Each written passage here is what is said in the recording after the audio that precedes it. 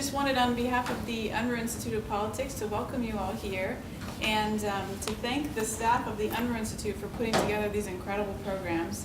Professor Arbach, of course, but in particular Laura Hill and Jody Epstein from the Unruh Institute of Politics, who have guided the students and the partners through this process throughout the semester. So I'd like to give them a round of applause. And I would just like to say on behalf of USC in general, I've been here at USC for many years, and USC is in fact one of the most prominent research universities in the country. And I think that this model, this Policy 395 Research Internship, is a terrific example of the research opportunities that are available to USC students. This kind of one-on-one interaction, direct democracy as they say, is not really available to most undergrads. You have to get into grad school and even beyond to get this type of access to partners, and for partners to get this type of real-time research from students. So I'd like to just thank all of you for being here, for being part of the final presentation, and turn it back over to Professor Arbach. Great. Thank you very much. Let's give it to the Energy and Environment group, and we'll look forward to hearing what they have to say. Fantastic. Well, welcome everyone. Thank you for coming, especially to California Strategies and their clients. This is our presentation. We have titled it The Future of Electric Vehicles in California. So it is a current policy and market analysis. These are just the logos of the various people we've worked with, along with USC Dornsife, Jesse Unruh Institute. My name is Jake Jordan. My name is Sergio Avelar. I'm Hayden Smith. I'm Gregg. I'm Sam Hovig. And I'm Donny Ahmad. And now I will provide you with a brief overview of what we are going to be presenting you today. So we're going to start off with HBIT Policy by Sergio Avelar. We will then transition into Carl Moyer Policy by Hayden Smith. I will cover the Clean Air Action Plan, which is a policy instituted by two of the major ports of California. Gregg will cover MAP 21 and electric school buses. Sam Hovig will cover the Z-Bus rule and the future of electric buses. And then Donny Ahmad will cover public relations, and then we will sum up our individual recommendations, which we will give at the end of each of our individual sections at the end. So to begin, I will hand it over to Sergio. Thanks, Jake. So I focus my research on HBIT, which is the acronym for Hybrid and Zero Emission Truck and Bus Voucher Incentive Program. Sorry. It's a program that's designed to decrease the extremely expensive incremental cost of electric trucks. It was established, it started in 2010. It was created under the Air Quality Improvement Program that was created under California Assembly Bill 118. What this program, again, it does is help provide funding for for fleet owners who want to purchase electric trucks. The main funding sources come from the California Air Resources Board and Senate Bill 359, and there is also some additional funding from local government agencies. So the Air Resources Board is a primary contributor to this program, as it is the one that created it. For this fiscal year, the upcoming fiscal year 2013-14, it is guaranteed $5 million of funding for the pot for next year. Senate Bill 359 is a bill that requires Californians who own motor vehicles to pay a fee to register their vehicle. And with that, the government, or at least Air Resources Board, is allowed to distribute that funding to other programs. For the next fiscal year, SB 359 is giving $10 million of funding for HBIT. So there's at least a guaranteed pot of about $15 million for the next year from HBIT. Additional funding is provided by the local air districts. One of the big ones is the San Joaquin Valley Air Pollution Control District, which is the largest air quality control district in the state of California. We can move to the next slide. So this is a chart showing the voucher amounts for each truck, or for when you want to purchase a truck. The voucher amount depends on the weight of the vehicle and the type of vehicle you are purchasing. In the case here, we're looking at zero emissions, so mostly battery electric trucks. There are even some hydrogen fuel cell trucks. And so again, depending on the weight, the maximum you can get if you purchase a truck that's over 26,000 pounds is $45,000. That's for your first 1 to 100 vehicles. And then if you can move to the next slide. If you're in the San Joaquin Valley, either you're a trucker there or you bought a truck that was manufactured in the valley, you can get an additional $30,000 depending on the weight. So if you get a vehicle that's over 8,500 pounds, you can get an additional $30,000. So say if I am a trucker, say I work for Coca-Cola, I drive a truck around California, I can at least, depending on the type of truck I can get 45,000. If I just work in the San Joaquin Valley, I can get an additional 30,000 just to buy an electric truck. If we can move to the next slide, please. All right, so the great thing about this program is that it helps bridge a gap between a company and the state of California. And one of the clients that California Strategy has is Electric Vehicles International, which is a manufacturer of electric trucks. And EVI is one of the manufacturers that's eligible for an HBIT voucher. And the way HBIT works, if you can move to the slide, please. So this is how, if you want to buy a truck and want to get a voucher from HBIT, the way you go about it is, so if I want to buy a truck, I go to EVI, I'd say I'd like to purchase an electric truck. And they say, well, let me check first the HBIT website, which has, which gives you information if there's any current funding available. If there is, and if I buy a truck that's under their list, then the dealer will complete the request form online for me. So the great thing about this program is the client doesn't have to do much work. It all depends on the company itself. Afterward, the vehicle is then delivered to the dealer, which is then given to the purchaser. And all the purchaser has to agree to is the terms and conditions of the program, one of which is to operate and own the vehicle for at least 3 years. If we can go back. So this program has been instrumental. According to the Air Resources Board, as of May 2013, at least 370 battery electric trucks and buses have been purchased under HBIP. That, of course, is actually opposed to the at least 1,270 hybrid trucks that have been purchased using HBIP. So because of that, there are more current problems. If we can move to the next slide.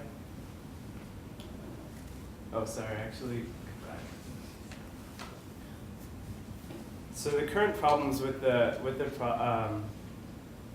program itself, fleets are still hesitant in trying to purchase an electric vehicle.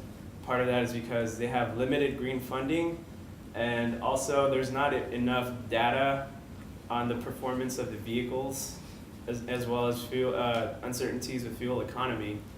And also, along with that, because of the fracking boom in the United States, natural gas trucks are generally cheaper, and fleet owners at least are more willing to buy a cheaper natural gas truck than an electric truck.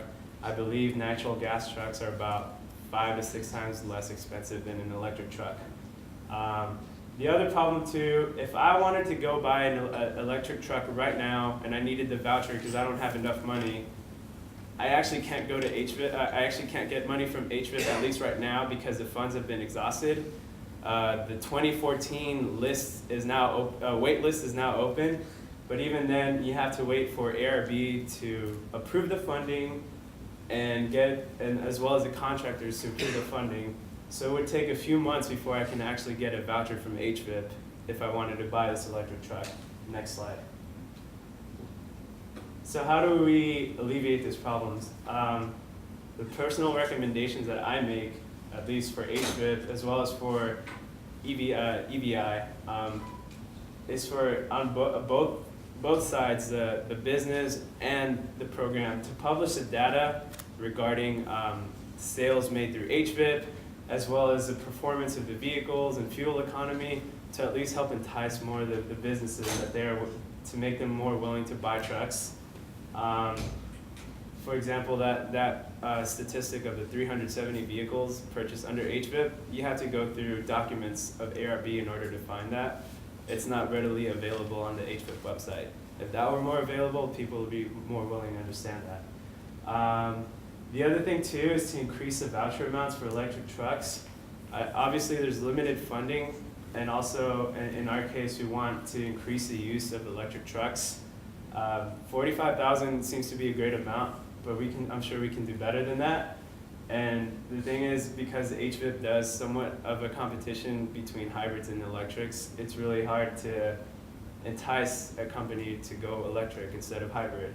And lastly, it would really help if HBIT kept looking for other sources of funding for the program. One great way is to look at the California Cap and Trade, which is AB 32. The ARB can look for ways to allocate some of the funds from Cap and Trade to HBIT. The other thing that could work is if, for example, EVI creates a business partnership with a Cap and Trade entity, so that if, for example, the Port of Los Angeles, which Jake will talk about later, if they get offset funds from Cap and Trade, they can transfer those over to HBIT. And that way there will be more secure funding, so that at least, for example, if I want to buy a truck right now, I won't have to wait until the launch of the next HBIT. Those are my personal recommendations, and I will hand it over to Hayden, who will talk more about the Carl Moyer program. Thanks, Sergio. Today I'll be presenting on the Carl Moyer program, and the Carl Moyer program receives funding from ARB, and they then distribute that funding to local air quality management districts. But before we delve into the details about Carl Moyer, I think it's important we put a face on the name. And Dr. Carl Moyer dedicated most of his life to ensuring that emissions are reduced in California through removing dirty engines on the road. But the most important part about Carl was that he advocated for a symbiotic relationship between business and policy making, and it's important to keep that in mind when moving forward in this presentation. In the next slide, we'll see the 2023 scenario, and as of January 1st, 2023, all trucks will need to be running on a model 2010 year or newer. And the important thing about this is that Carl Moyer exists to reduce initial capital costs for truckers and fleet managers moving forward. Next slide. And now this brings us to the investment question. And the investment question comes down to the initial capital investment and the return on investment. According to a UC Davis study done in 2012, the people who are which was a study focused on fuel efficiency investments in the trucking industry, the people making fuel efficiency investments are the ones who feel the burden of paying the fuel costs and maintenance costs the most. This is what they call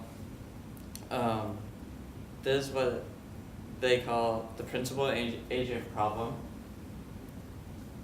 But this is what I call the owner-operators. The owner-operators account for 14% of all miles traveled in the United States. However, they only make $45,000 to $55,000 a year, which makes them capital deprived. Because of this, it is important that we advocate the return on investment when going electric. A Wall Street Journal study done on Frito-Lay electric trucks suggests that over a 2-year period, you can actually save over $15,000 simply from regenerative braking and fuel costs, not including the savings you get because you don't have to worry about your exhaust cleaning kit. Now that we evaluated the return on investment, let's look now at capital costs, how capital costs can decrease with Carl Moyer. The answers for reducing initial capital investment are found in Carl Moyer. Since the 1990s, Carl Moyer has done an excellent job at removing most of the dirty engines off the road, over 24,000 in fact, including 6,500 tons of emissions. This is good, but how can we go from good to great? Referring to March 2013 revisions made by Carl Moyer, you can now qualify for $17,460 per ton of emissions removed. And according to Nancy Noble, an air quality specialist at ARB who worked diligently on the revisions for Carl Moyer, by default, electric trucks qualify for that maximum funding because they remove the most emissions, more than CNG and LNG. Recent trends indicate that revisions made to the Carl Moyer program as a result of the 2009 state audit address the inefficiencies in both South Coast Air Quality District and Bay Area Air Quality Management District. As a result, trends have moved drastically away from truck retrofitting in the past 5 years towards truck replacement. In fact, out of 84 total projects in the Bay Area Air Quality Management District, 56 of those were truck replacements. This is important because it is the market signaling to EBI that now more than ever, truckers are looking to replace their current trucks. Now let's move towards greatness and look at revisions that could be made to the carbon wire program. Okay, so one of the main problems around the carbon wire program is that it doesn't allow truckers who are on CNG and LNG to use their funding to get an electric truck. This is huge because in the next 10 years, all that's going to be on the road are CNGs and LNGs. This diesel requirement that's on carbon wire right now needs to be struck, even though it's going to be a huge hurdle for policymakers and lobbyists alike. Another problem is carbon wire's current marketing strategy. It revolves primarily around pamphlets, emails, and just pamphlets and emails. And this is largely ineffective because the only way to gauge whether carbon wire's funds are being used is determining how much funding is left at the end. And then the last is to continue state audit reports and continue to pinpoint areas where funds aren't used. So, for example, we don't want funds left over, such as in 2009 when South Coast Air Quality had $24 million left over at the end of the year. Now that I've talked about carbon wire, we're going to see how clean trucks actually hit the roads and hit the ports with Jake's Clean Air Action Plan. All right, so when I began my research, I was seeking to find out how we can promote a larger market share for EBI. And what I sought to find was a successful and transferable program that sought to reduce air emissions in conjunction with promoting cleaner or more modern trucks. What I found was the Clean Air Action Plan. It began in November 2006. It was founded by the San Pedro Bay Ports Association, and it focuses on reducing the emissions of PM10 and 2.5, NOx, and SOx, which is not relevant to our research because that is ocean-going vehicles, in the ports of Los Angeles and Long Beach. Over the course of a 4-year period, it was highly successful. Through various subsections of the program and an environmental tariff, it was able to fund the elimination of old diesel fleets and the promotion of more modern, cleaner fleets in terms of an exponential timetable in which if you had a 1989 truck, then a early 1990s, it progressively made it so that you had to retrofit or convert your truck. It was highly successful. I reduced PM levels by 93% and 92% respectively, and NOx levels by 88%. What you can see here is the original projection based on 2001 baseline emission levels. You can see what it would be in 2011 without the CAAP, and you can see what it is currently, well, what it was in 2011. As you can see, it is actually below the 2001 baseline. So it has been very successful. And what you can see here is that it has a progression. It has increased its timetable to 2014 and 2023. And these are the reductions in the various pollutants, but what goes alongside this is a reduction of older diesel fleets and more of a promotion of cleaner trucks.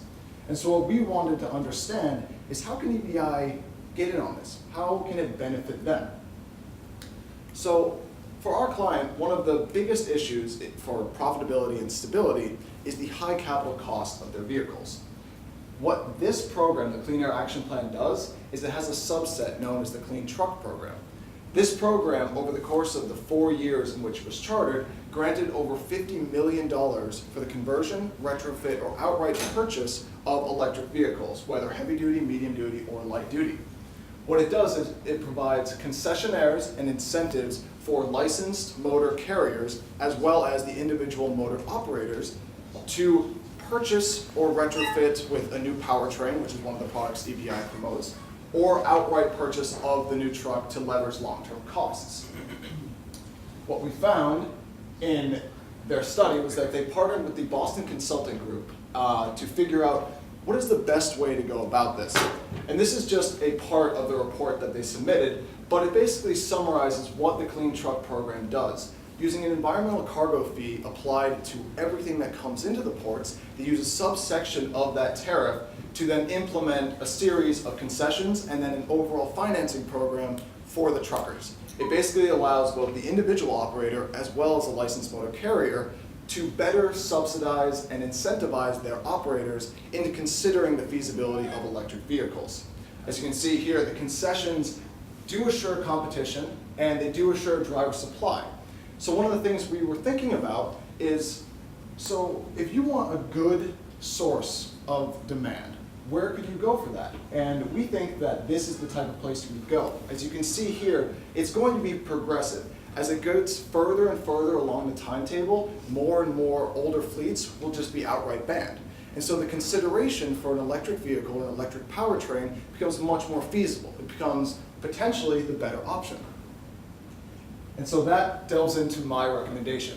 I believe that EVI should try and seek a public-private partnership with the ports. This type of program is potentially going to expand into the ports of the Bay Area, the ports of San Diego, and in this type of instance, while they are focusing on air emissions reductions, a potential source of that is in these minor programs such as the Clean Truck Program. The CAAP also has a technology advancement program in which minor aspects of the conversion process, such as a powertrain, could be subsidized. One of the benefits of this is that it's a reliable source of demand. As this continues, truckers are going to continue to need to retrofit and convert, and as it gets progressively more tight, they can't have less and less emissions. They need to be able to consider, what should I do next? And in terms of brand name recognition for EVI, if a licensed motor carrier can come to the ports and the ports tell them you have to retrofit and convert, and the instant name that comes up is EVI, it's a great way for the reliability of their products to expand to a larger base market. And finally, it leverages the high capital cost of their products twofold. The incentives and concessionaires provide a large source of funding to help subsidize it. And when you are a licensed motor carrier and you're responsible for thousands and thousands of truckers, it makes it look a little better. One of the facts that we saw was that over the course of the program, over 1,000 licensed motor carriers applied for concessions, and over the course of it, over 1,500 old diesel trucks were flat out retired. This means that they need to purchase new trucks. And a component of that could be just the powertrain, or they could use the concessions to outright buy the vehicle. In summary, we believe that this type of partnership could be highly beneficial in the future because these type of programs are only going to expand. The ports are a very large source of air pollution, and therefore, for the good of the public health, they will definitely consider these type of programs and the subsets such as the Clean Truck Program and technology advancement programs. So that wraps up my recommendation. I will now pass it over to the bus side that will cover Proterra and electric buses. Okay, so Sam, Donny, and I conducted our research with the ultimate goal in mind of increasing the use of electric buses. While I looked at a possible integration of public transit bus routes and electric school bus routes, Sam really looked at the Z-bus rule, and then Donny looked at public relations. So this increase in use of electric buses would likely start with the public transit agencies and then expand to the private sector further down the road once the prices of electric buses have gone down as a result of higher production rates. As it stands, the production rates are currently moving into a low rate production, and so the electric buses are still 5 or 6 times more expensive than their traditional diesel counterpart. But if historic prices are of any use, the 150% increase in diesel prices over the last 12 years and just a 38% increase in electricity rates would mean over $400,000 in savings over the 12-year lifespan of an electric bus. Still though, that's a long-term number, and people are concerned with the short term, and the initial investment is lofty. So there's going to need to be programs that offset that price, that initial price, and programs like AB 118, AB 32, and MAP 21 would really aid in that. So I focused on MAP 21, which stands for Moving Ahead for Progress in the 21st Century Act. And it is a bill that would aid in lowering the production costs of electric vehicles. It's a $105 billion 2-year bill that governs the federal surface transportation spending. In 2013 alone, over $809 million is allocated to the Transportation Alternatives Programs. So then I looked a little bit at this public school system, and as you said, Ted, earlier in the meeting, it really seemed like an obvious agency with potential to increase the electric bus fleet because it's a PR goldmine. Not only would public schools be a somewhat easy group to work with as they're organized, but the health of our nation's children is important, and I think people could relate to that. By cleaning up the school bus fleet, we would be protecting our nation's children from high levels of air pollutants such as nitrogen oxides and particulate matters that can really harm the respiratory tracts of our children. So Proposition 1B is a $1 billion proposition that offers financial incentive to owners and operators to upgrade their equipment in hopes of reducing diesel air pollutant emissions. So the Lower Emission School Bus Program is a $200 million program outlined within Proposition 1B, and it aims to maximize emission reduction benefits while achieving the earliest possible health risk reductions, as money is made available only to projects aiming to achieve early or extra emission reductions not required by law or regulation. So there is a flaw in the Lower Emission School Bus Program, and so as you can see here, as of July of 2013, only 1,021 buses had been replaced, 3 of them being electric or hybrid in nature, while 3,494 buses had been retrofitted. So this flaw is that retrofitting school buses is significantly less expensive for the short term for school districts than purchasing new buses. And even if the schools are willing to buy new buses, they're pretty unlikely to buy the electric buses, which can cost over $500,000. As it stands, the way that school buses are operating, they won't receive high returns on their initial investments.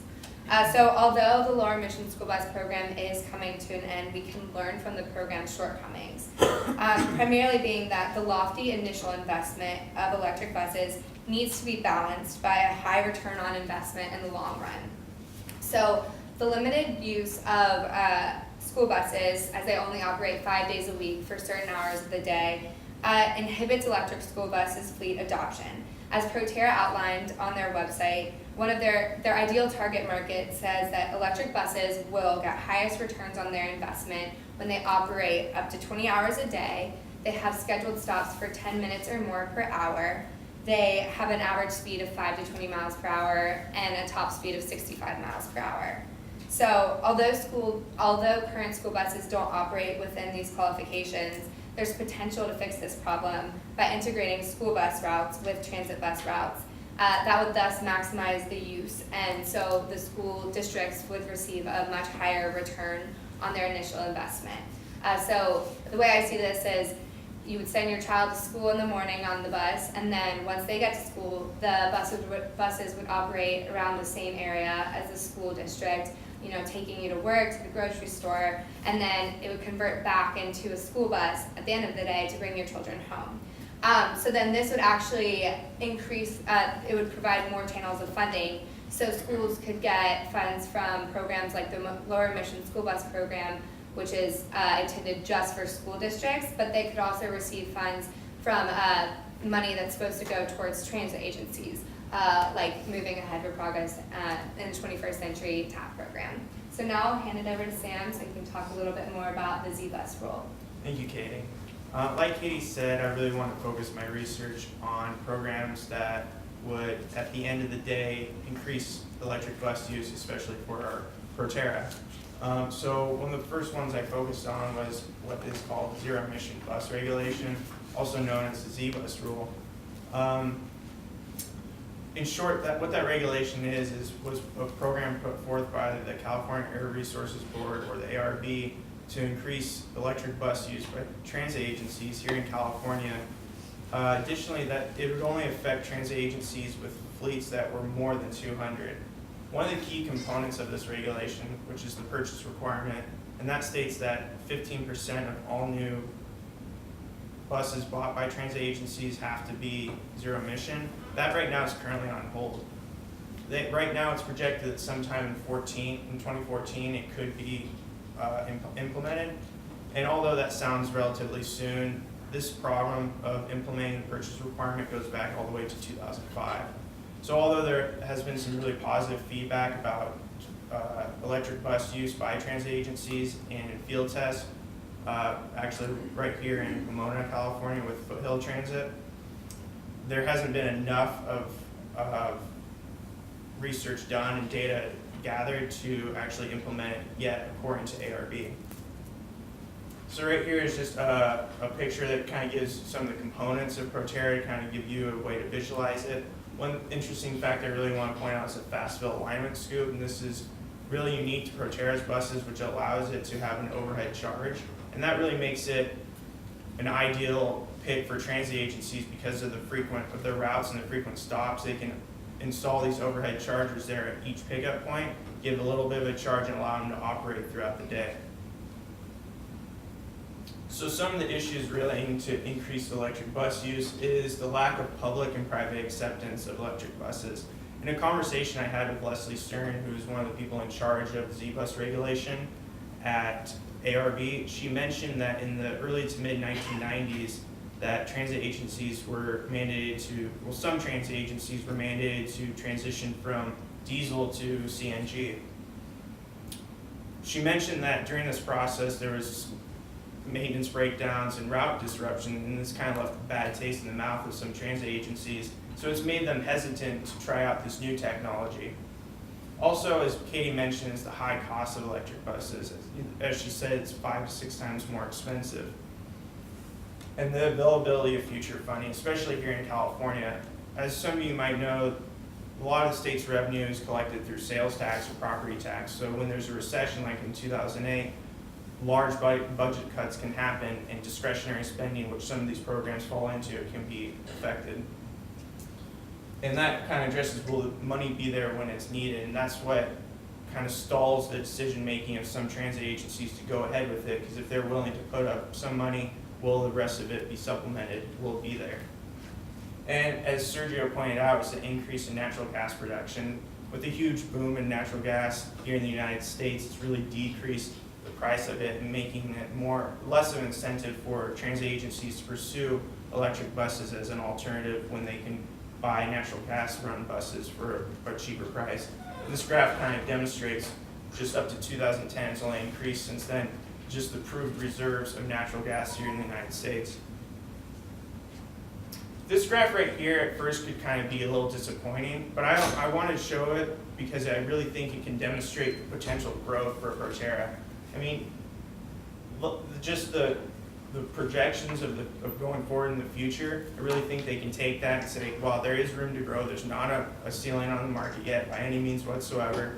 So just to reiterate again that there's potential and there's the funds to do it, and we need to get there, and this is part of the process.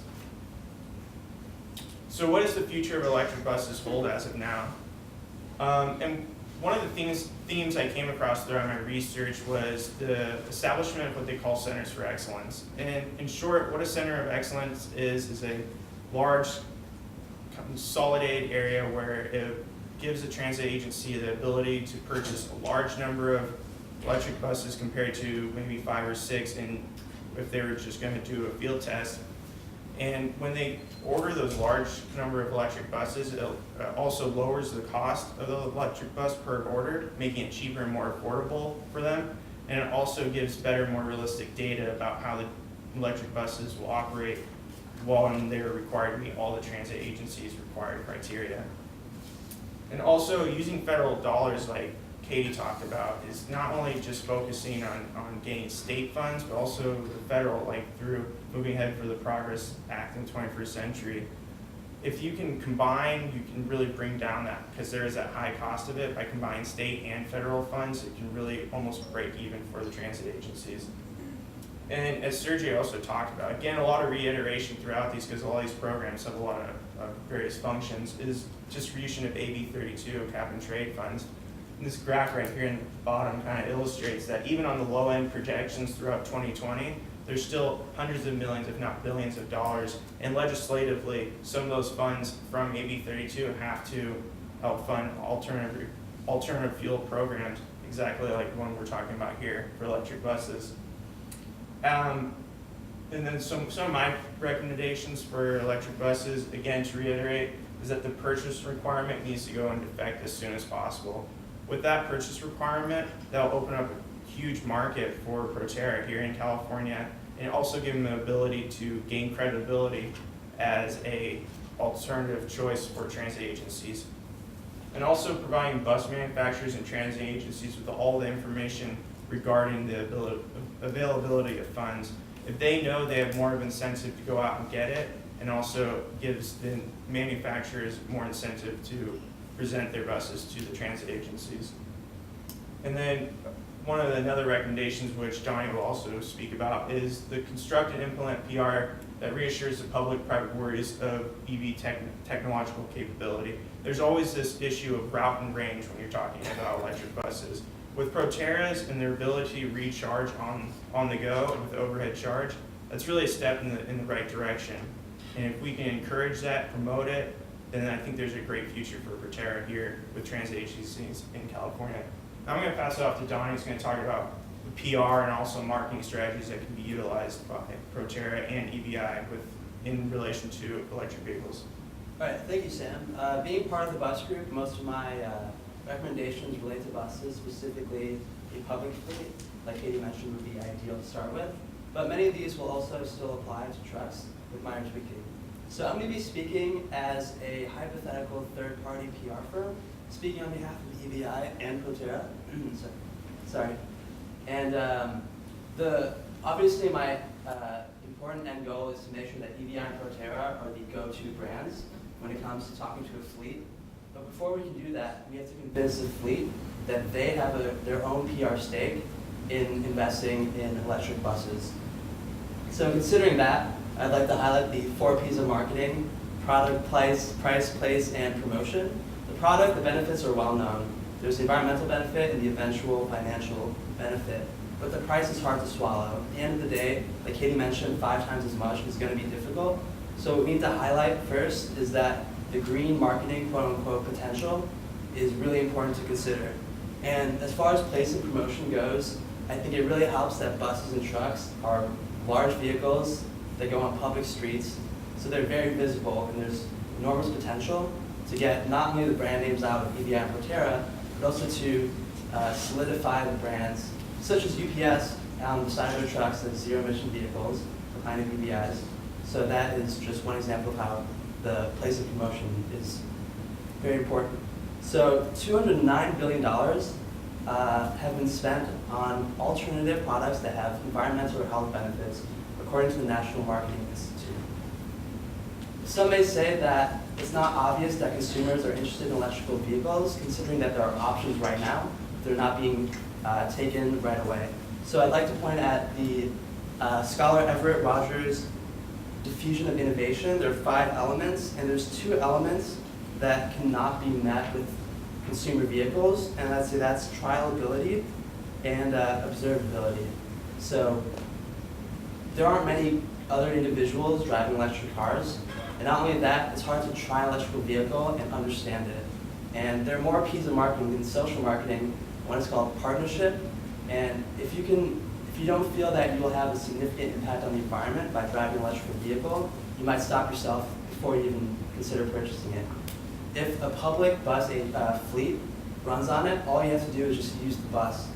And everyone else using the bus combined has a big environmental benefit, and that might help people jump onto this opportunity. So the financial, social, environmental elements, again speaking about the end consumer to the fleets, why it'd be very important. The green marketing is important. 70% of people, according to a market research group called Vintel, 70% of people will make a purchase to a green alternative if that green alternative is present, and 12% of that 70% will specifically seek out the alternative. If we consider that, according to the state of California, there are 1 million commuters that use public transportation, and conservatively, if half of those use buses specifically, 12%, so 60,000 or perhaps 65,000, will seek out an electric bus to take, and 65,000 regular customers is important. is something that can be utilized right away. Additionally, I would say that there is a benefit to switching away from petroleum, and knowing that according to the Energy Information Administration, 40% of our oil is foreign source, and we sent $25 billion out of the country for it. So that could be another way that the fleet could highlight the fact, hey, we use EVI, we use Proterra technology, your money is staying here. So the social benefits, another P in social marketing is public, and specifically the internal public within fleets. If one fleet has a competitive advantage by using these battery-powered vehicles, that could spill over into other groups, mimicking them. So they won't be taking a giant leap and losing money compared to their peers, because the peers will have to follow for that same competitive edge. Additionally, and this is smaller, but I think a favorable work environment is something that every fleet would want. Not only are electric vehicles quieter, there's also, they're healthier for you, and you could save by having a better work environment and reducing turnover. Well, that's minor compared to other things. I think having a favorable work environment is the goal for all fleets. The health benefits, those are better known, and among the $209 billion spent on alternative products, 30% of those people who made those purchases will make a decision if there's just a health benefit. There's no environmental concern, just a health benefit. So that means that there's a significant number of people, just because of that, regardless of the price or any grander benefits, looking out for themselves, will still make that alternative. And this is conjecture, but I believe that individuals will be willing to use public buses, perhaps in the idea that if that technology is well implemented, down the line, that individual will be able to afford a personal electrical vehicle. So our recommendations, they're up here, is that we start with an aggressive social media marketing campaign. The same group, Mintel, found that 14% of adults aged 18 to 24 will make a purchase that a friend shares on their social media. And I think that's very important for the end users to be aware of this, and they will act upon that. The uniqueness of these vehicles is really important, specifically, again, and I think Jake pointed out really well, the idea of reliability as the brand would be a great way for EVI and Proterra to be well known among the fleets. And lastly, such as in this example, advantage uses of auto icons like Jay Leno, you're very happy, they're very helpful, and I think we need, whatever Elon Musk did with personal electrical vehicles, we need one for buses, and maybe that could be Jay Leno, maybe that could be that. So I'd like to hand it back to Jake, who's going to re-emphasize our policy recommendations. All right, so I'm just going to quickly wrap this up, just to kind of go back over what each one of us said, because it was a long presentation. Although I did go last, I'll just quickly go first. My recommendation was public-private partnerships with the ports. I think that the concessions and the incentives are a great way to have a higher return on investment, and the stability, the market demand is there. On Hayden's side, we should allow CNG and LNG to upgrade through car and oil funding. You need to create information centers to better educate the public. And when you centralize marketing, finance, information, and purchasing options, it's a one-stop shop. That's very, very useful for the consumer. On Sergio's end, additional funding for HBIT. If we can use the California Cap and Trades funds in conjunction with the variety of other incentives that we have mentioned, that could perhaps level the purchasing power for the consumer against the high cost of these vehicles. On to that, if EVI could potentially create a partnership with cap and trade entities or the specific corporations that are giving caps and buying trades, then perhaps they could do even better. And as we said, stacked funding would certainly benefit them. On the Proterra side, if we integrate school bus routes with public bus routes, it would better maximize the usage of the vehicles, which is a big issue when you consider that a school bus ultimately sits around for a lot of the day. If we can make sure that they are constantly moving and constantly in use, it can leverage the high cost of the vehicle with the potential benefits, especially for the school kids. We have to ensure that the purchase requirement goes into effect as soon as possible for the Z-Bus rule. If that doesn't happen, then it's a huge limitation on the potential for it. And finally, we have to utilize all funds available and also give transit agencies confidence that funds will be there for their use, so a higher level of transparency. That is our presentation. Thank you for coming and appreciate your time. Very good. It always ceases to amaze me how much the students are able to learn about a level of technology that they really don't have when they come in, and it's each of you are to be commended for your efforts, because I know this is a tricky area. So we're going to go ahead and open up to questions from our expert panels, as well as anyone here in the room for the panel. Thoughts, questions, critique, whatever you think. Ted? So first, I'm very impressed with the level of understanding of these programs, especially for undergraduates. I mean, the way you're using the acronyms sound just like us. So I'm very, very impressed. And one of the macro recommendations that I heard both from the bus side and from the truck side was the use of cap and trade funds. And there's a big push right now in Sacramento to use those funds for impacted communities, environmental justice communities. And there are huge benefits for the board and huge benefits for all the communities served by buses to find specific programs or projects to invest in. And so I was just impressed that one of the loudest recommendations I heard, that the commonality was the use of cap and trade funds. And I think that's exactly what we believe as well. So I think that we're on the same page. I'm just impressed with the level of understanding you accomplished in a matter of weeks. It took us years. We're very, very impressed. I guess one question was specifically on Carl Moyer, and Hayden, that was you that covered Moyer. You said there was a woman that said $17,000 incentive could apply. Right. I hadn't found that, so maybe email as a follow-up, because that would be very useful. Yeah, I actually. Oh, it'll cost you. Yeah. I can actually forward that to you through email, because it was like an email interview, and right. Yeah, her name popped up on the most recent revisions to Carl Moyer. So. Okay, so that was just one very specific one. That's an area that we've looked at to date until these new revisions. It hasn't been eligible because of the cost benefit numbers, but I heard it was shifting, so that would be very, very helpful. One question on the port side. The idea of partnering and having basically the mandates in place, they've got to do something, you've got a bubble of very aggressive goals. It makes complete sense for EVI and others to look at the port. One challenge specifically for EVI is their Class 6 delivery trucks. So finding those niches where they're not the long haul big semi-tractors. And so what are your thoughts on specific how to tailor a program to serve more within the LA region in a way that would make sense specifically for EVI? So for that end, one of the subsections of the CAP dealt with the cargo handling equipment within the port. It is localized, it could have centralized charging stations, and it is the type of equipment that EVI currently produces. Right. On the heavier duty scale, we expect an increase in production over time as the economies of scale get better for this company. But on the small scale, if you could create a partnership just focusing on the cargo equipment, just station to station within the port, it allows for the ability to have the workers in the port use an electric vehicle, and they could actually use the subsidies currently present to fund that. Okay. Sure, Claire, of Okay. course. So I thought, again, to reiterate what Ted said, it was great. I actually feel like I learned some things about different programs that I didn't realize. I sort of came into this thinking that I would know all these different programs, but there were a few I was like, oh, I didn't realize this was here. So I think that was great. So that's where I sort of had these questions. So one for Katie, I think that was great in terms of the idea of working with school districts and transit together. I was just curious if in your research you had found anywhere where this is currently happening or any sort of examples. No, Okay. this isn't anywhere. I just Okay. thought it could be a good way to get more funding Okay.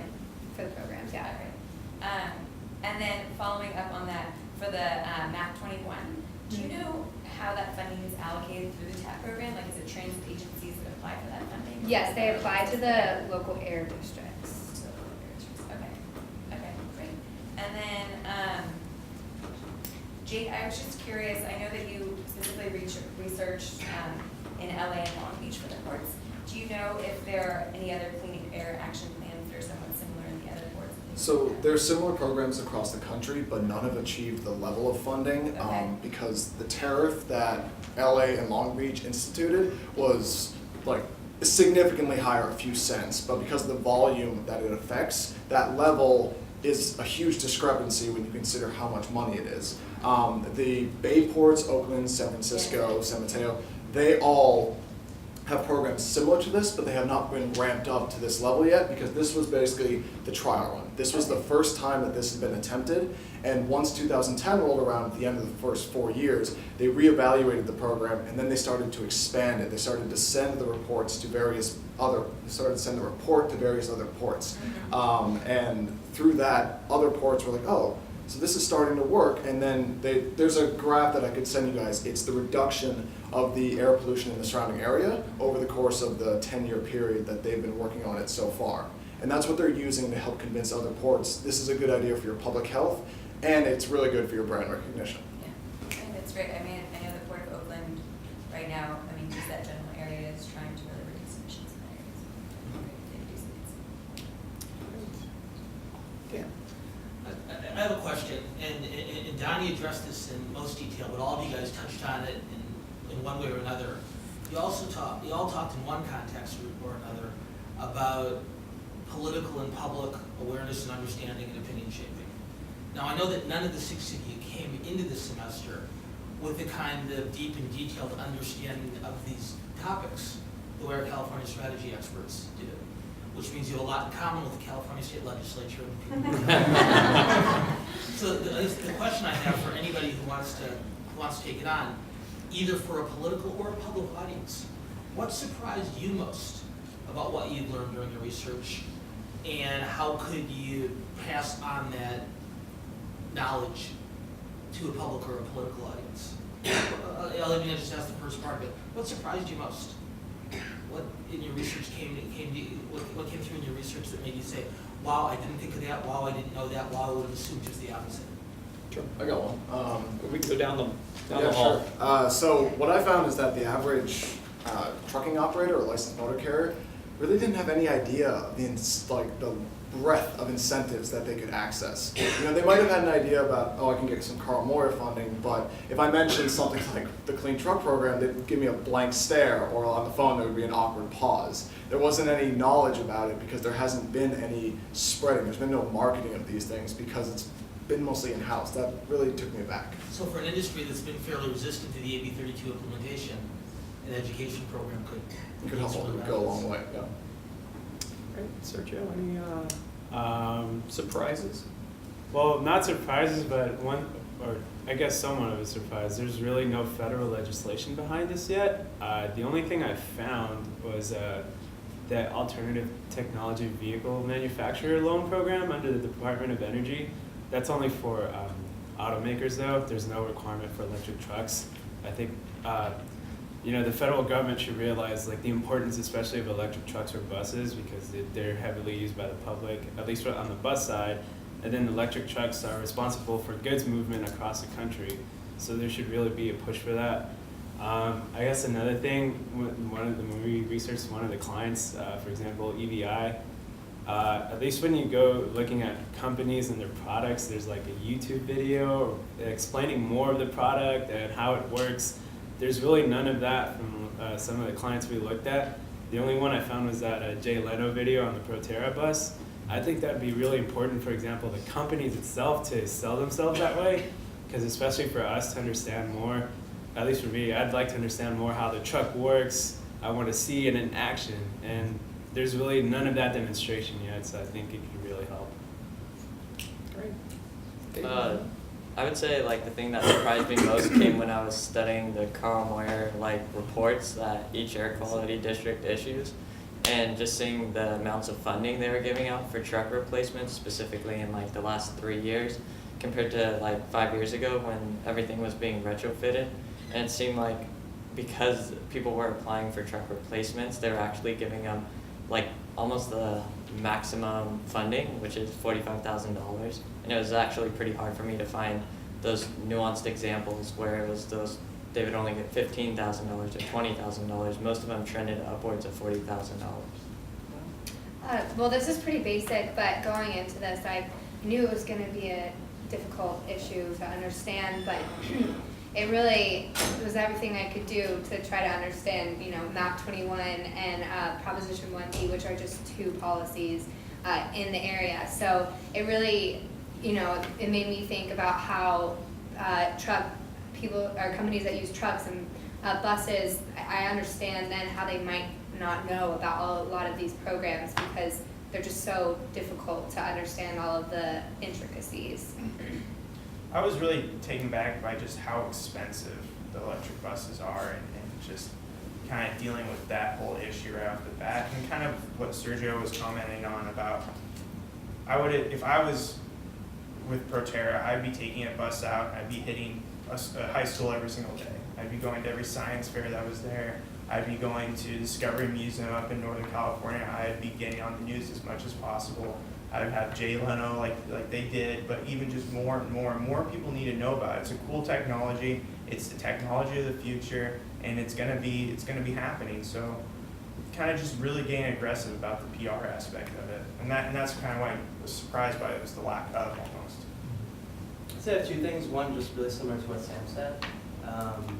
Coming in, I was really excited. I thought there were so many awesome technologies. I was going to jump on this.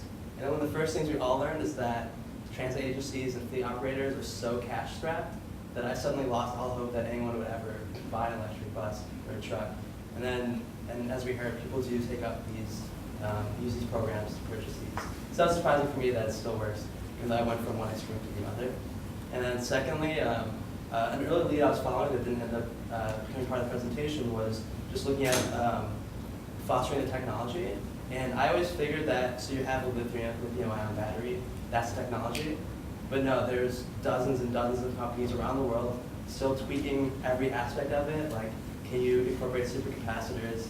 How can you tweak an algorithm so that these power sources at their most ideal times are being used? Just, I was really excited that there's so many companies. There's still an insane amount of technological advancement to happen just in the next 5 or 10 years. So, surprising. Great, wonderful. Yeah, I want to follow up on the point you guys were making there at the end that you all made. And on your lap, I think on the last slide was across that, and it's sort of the elephant in the bus station or whatever. So to speak. And it's the price that you guys were just saying. And I'm curious how big a challenge you see that being, keeping in mind that, things that it can even out.